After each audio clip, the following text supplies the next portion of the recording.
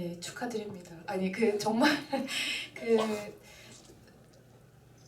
손님을 처음에 하여튼 여기 상영하게 됐을 때 그 흥분이랄까 설레임 그때 엄청 그렇게 컸었고 그때 처음으로 당시에 그냥 뭐 영화 잡지에서 인터뷰도 이제 이런 영화제에 이런 감독들이 있다 해서 그런 것도 사실 처음 해봤고 포스터도 단편 영화에 사실 포스터를 만들 일이 없잖아요. 근데 그때 그런 작업도 처음 해보고 이 영화제를 대단한 단편 영화제를 통해서 처음 해본 일들이 굉장히 많았어요. 그 상도 너무 큰 상들을 주셔가지고 이 영화제랑 나랑 인연인가봐 이런 생각을 늘 갖고 왔었는데 제가 사실은 그 사르비아의 맛은 정말 영화제에서 소개가 된 적이 없었고 한 번 그냥 되게 작은 영화제에서 한 회 상영을 한 게 전부였거든요. 그래서 그거는 그 저의 하드에만 고이고이 담아뒀었는데 그 이번에 상영을 하고 싶다고 하셔가지고 제가 이 관련 자료를 찾다 보니까 제가 2010년에 그 사르비아의 맛을 대단한 단편 영화제 출품을 한 거예요. 아 정말요? 그 출품서를 찾아낸 거예요. 근데 안 뽑아주셨죠 그때는.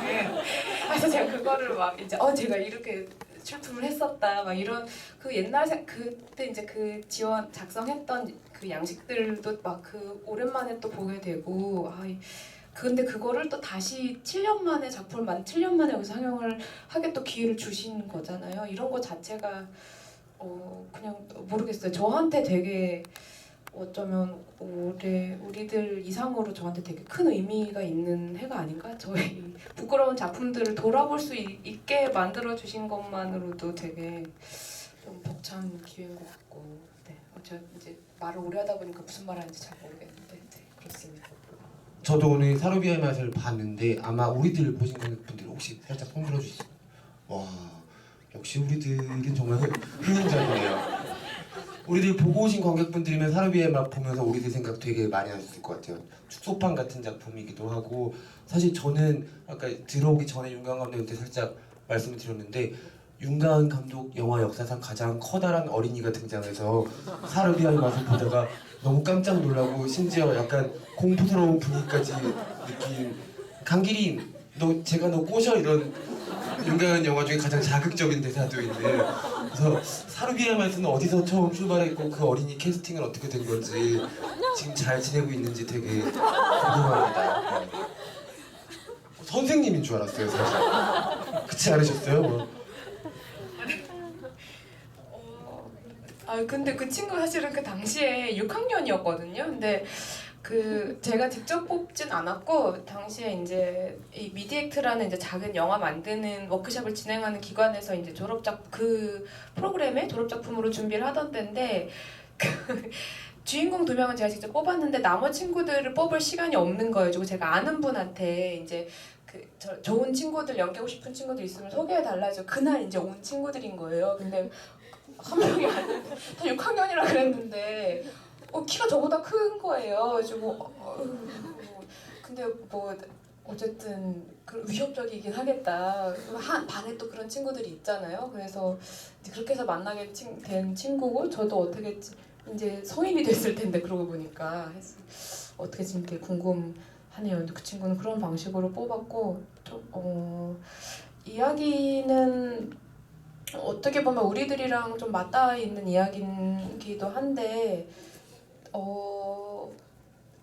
역시 그냥 제 개인적인 경험 어렸을 때 어떤 경험들에서부터 출발한 이야기고 저도 이제 최근에 영화 보다가 갑자기 생각난 건데 저 어렸을 때 좀 친했던 친구 중에 약간 저렇게 그 친구를 사귀기 위해서 거짓말을 굉장히 잘하는 친구가 있었어요. 근데 그 친구가 실제로 배우했다. 근데 그 친구는 한국에서 배우했다 그러면 안 먹힐 것 같은지 영국에서 배우를 했다 이런 친구가 있었는데 그 친구와 이제 1년 동안 지내면서의 어떤 우정들이 좀 생각이 많이 났었고 그런 데서 좀 모티브를 가져와서 찍었던 것 같은데 얼마 전에 다시 말해서 너무 부끄럽더라고요.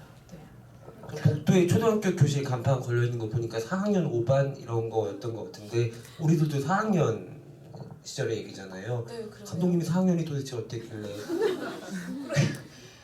왜 4학년이지? 저 4학년 때 그냥 존재감 없는 학생이었던 것 같은데 아마 근데 저 시기가 저한테 4학년은 되게 그냥 무난히 그냥 지나갔던 시기인 것 같은데 저한테 되게 격동의 시기 사실 6학년이었거든요. 근데 요즘에 좀 더 이제 어린 친구들의 성장이 더 빠르고 더 훨씬 그러다 보니까 그 시기가 좀 땡겨졌고 그게 좀 4학년 요 정도 나이라는 생각 때문에 저 때도 4학년을 했던 것 같아요. 최근에도 그렇고 그러고 보니까 그러네요. 4학년 둘 다 4학년 지금 알았어요 사실은.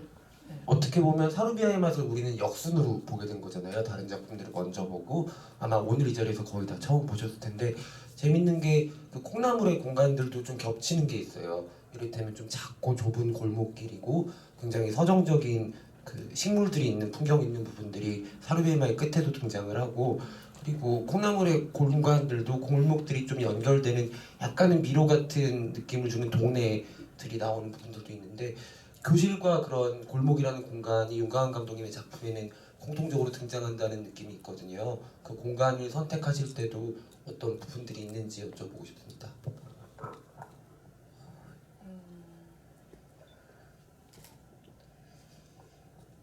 잘 모르겠어요. 그러니까 이게 제가 그냥 저도 그냥 영화를 다 찍고 나서 늘 발견하는 것 같은데 골목은 뭐 학교나 골목 이런 공간에 대한 저의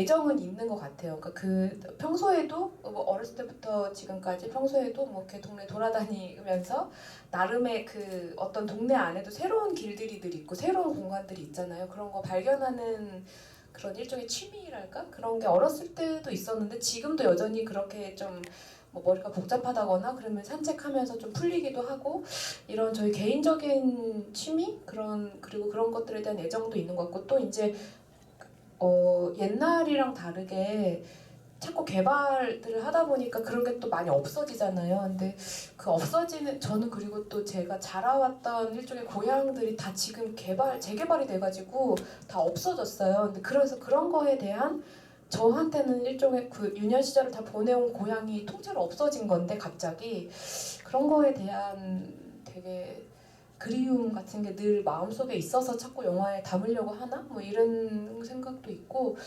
근데 사실은 그런 거는 되게 무의식적인 것 같고 그냥 인물들이 이런 상황 속에 있는 친구들이니까 그 친구들이 갈 수 있는 공간이라는 게 뭐 되게 특별한 공간이 아니고 되게 일상적으로 왔다 갔다 하는 공간 안에서 어떤 벌어지는 일들을 자꾸 구상을 하다 보니까 그래서 뭐 자연스럽게 골목도 나오고 학교 나오고 하는 게 저도 어렸을 때 그런 공간들에서 늘 어떤 일들이 벌어졌던 것 같아요. 그래서 그냥 좀 저한테는 어떤 계획적으로 막 어떻게 한다기보다는 자연스럽게 그런 공간들을 좀 찾게 되는데 그게 지나고 나서 보니까 다 비슷비슷한 공간들이 나오는구나 뭐 풀이 다 나오는구나 뭐 이렇게 나중에 좀 생각하게 되는 것 같아요. 네. 어떻게 보면 윤가은 감독님의 작품들이 다 리얼리티가 굉장히 강한 작품들이잖아요. 현실에 아주 단단하게 발을 붙이고 있는 작품들인데 저는 콩나물 볼 때 신기하게 되게 애니메이션처럼 느꼈어요. 그 정서적인 부분들이 굉장히 강해서 미야자키 하야오 감독이 한국에서 수양딸이랑 영화를 만들면 이런 게 나오지 않을까라고 생각할 정도로 그 공간이 주는 묘하게 되게 정서적이면서 그리고 마음을 좀 맑게 해주는 그런 부분들이 윤가은 감독님 눈으로 바라본 공간에도 있지 않나라는 생각이 들었고 사실 그 무대에서 김수환 배우가 뛰어놀 때는 정말 놀이공원을 뛰어노는 아이 같다는 느낌도 있었거든요. 아마 공간만큼이나 윤가은의 작품 세계에서 중요한 게 배우의 존재일 텐데 윤가은에게 지금까지 작업을 해왔던 배우들이란 어떤 존재들이었을까요? 예전에 참 좀 가벼운 얘기 하나 해드리자면 이 자리에서 윤가은 감독님이 상을 받았을 때 김수환 배우가 같이 있었어요. 근데 윤가은 감독님이 워낙 감정을 잘 이렇게 표현을 하는 스타일에서 막 울기 시작한 거예요. 상 받으시고서 그랬더니 옆에서 김수환 배우가 거의 앞에 있는 관객들 들릴 정도로 울지 마 이런 데서 우는 거 아니야 이렇게 얘기를 해줬던 기억이 나네요. 기억나시죠? 그게 2년 전에 그 관객상 저 진짜 너무 창피해요.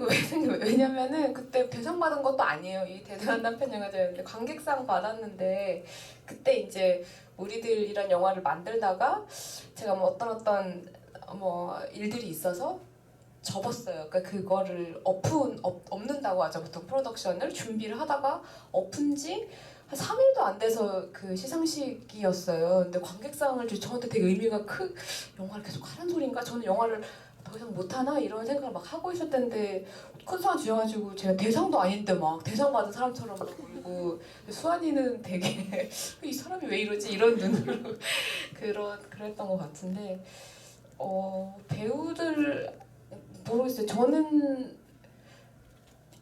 좋은 배우 만나는 그 기쁨으로 영화를 항상 하는 거 아닌가 내가 이런 생각을 늘 하게 되고 저는 개인적으로 영화를 만들 때 제가 제일 중요하게 생각하는 게 시나리오랑 캐스팅. 근데 그거가 유일하게 제가 할 수 있는 것 같고 그거가 잘 되면 나머지는 그냥 저절로 마법처럼 돌아간다는 어떤 되게 그런 맹신하는 그런 점이 있어서 근데 그렇다고 시나리오를 쓸 때 뭐 어떤 배우를 만나야지 뭐 어떤 식의 이미지를 갖고 어떻게 행동하는 배우 혹은 현재 있는 어떤 배우를 생각하면서 쓰지는 않는 것 같아요. 그냥 이런 현실 속에 이런 아이가 있는 것 같은데 라는 마음으로 이야기를 쓴 다음에 이제 그 다음에 찾거든요, 배우를. 근데 좀 항상 되게 운이 좋았던 것 같아요. 되게 기적같이 어떤 친구들을 만나게 되고 만나는 순간 저 친구가 이 영화는 저 친구를 기다렸구나 이런 순간들이 좀 오는데 다행히 제가 작업했던 배우 친구들은 다 그런 감정으로 처음 만났었고 네, 제가 운이 좋은 거죠. 그냥 그런 배우들을 만날 수 있는 기쁨 순간을 만났고 네 그리고 앞으로도 언젠가 한번 저만의 이제 저의 사랑하는 배우들 다 같이 한번 등장하는 어떤 영화를 만들고 싶은 마음도 있는데 그건 제가 열심히 해야 되는 것 같고 네. 사실은 성인 배우들이 많이 등장하지를 않잖아요. 어린이 배우들이 거의 주역들인데 그 가끔 감독님들 보면은 배우들이랑 뭐가 잘 안 풀리면 싸우기도 하고 아니면 뭐 술 한잔하고 풀기도 하고 그렇게 배우랑 또 작품을 만들어 나가는 단계들이 있는 것 같은데 어린이 배우들이랑 그런 갈등이 생기면 어떻게 해결을 하시는지도 궁금해요.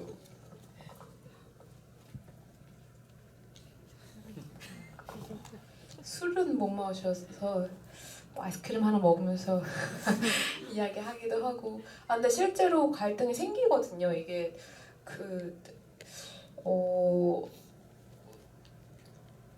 뭔가 되게 일방적으로 제가 뭐 어떻게 해 이렇게 지시하는 입장도 아니고 저의 욕구가 있는 만큼 그 친구들의 욕구도 있으니까 정말 어느 순간에 부딪히더라고요. 그러면은 풀어야 되는데 그런 좀 미안함이 있어요. 왜냐면 그 친구들은 나이가 어리고 제가 위라는 이유로 일종의 계급 같은 게 생겨버리는 거예요. 권위 차이가 있으니까 그런 거를 뭐 안 느끼게 해주려고 되게 노력을 하는데도 불구하고 어떤 경우에 제가 되게 일방적으로 혼내거나 이렇게 사실 성인 배우분들은 혼내거나 이런 차원이 아니잖아요. 이야기를 풀어야 되는데 일방적으로 막 좀 혼내야 되는 상황들이 생겨서 그럴 경우 되게 미안한데 그런 경우에도 저랑 같이 작업했던 배우들은 일방적으로 혼남을 당하진 않아요. 그러니까 왜 이래 뭐 이렇게 서로 주고받는 일종의 저의 액션을 취하면 그 친구의 어떤 리액션이 있는 거고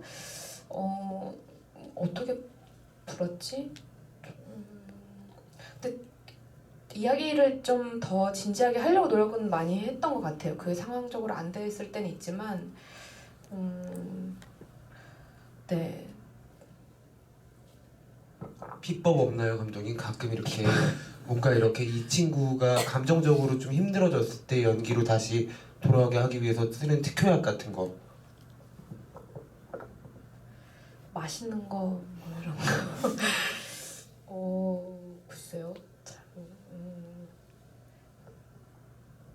그때 그 얘기를 한번 들었거든요. 우리들 때 우리의 강스타한테 연기 지도할 때는 또 다른 방법이 있으셨다고. 민중군. 제가 무슨 얘기했죠? 저도 정확히 기억은 안 나요. 제가 한 얘기가 아니라 감독님이 한 얘기여서 네. 혹시 이따가 생각나시면은 들려주세요. 그러면은 이제 관객분들 질문 한번 받아보도록 하겠습니다.